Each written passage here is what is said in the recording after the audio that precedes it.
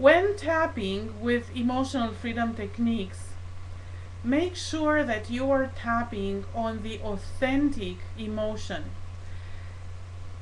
Let me explain.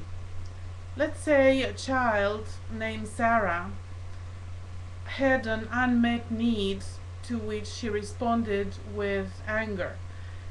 Soon enough, she found out that anger was an unacceptable response and she suppressed it. She repressed the anger and she decided that she's not angry. So the anger became part of the shadow self.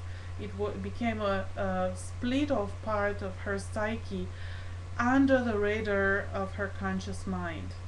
And Sarah grows up to only discover that the world is filled with angry people. And anger keeps showing up in her relationships. And let's say anger keeps showing up in her boss, or she marries a partner who has anger, and other people's anger makes her very scared. She's afraid of other people's expressions of anger. It's actually terrifying for Sarah to cope with other people's anger. So she decides to use EFT to tap that fear of other people's anger away. And she goes, even though I have this fear of anger, of my husband's anger or my boss's anger, I deeply and completely love and accept myself. And this fear of anger, this fear of my boss, this fear, and so forth. And she uses EFT every day to clear that terrible, terrible fear she has of other people's anger. And it doesn't work.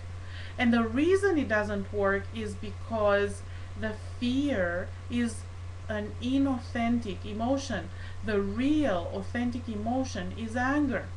And the fear is nothing but a signpost indicating towards, pointing towards the authentic emotion which has been disowned and which has been lurking in the shadow of the subconscious mind for years.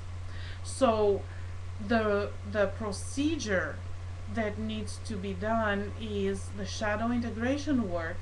Sarah must first face the anger and then talk to the anger and ultimately become the anger in order to own it, and only afterwards use emotional freedom techniques and other techniques to eliminate the anger from her expression, from her experience.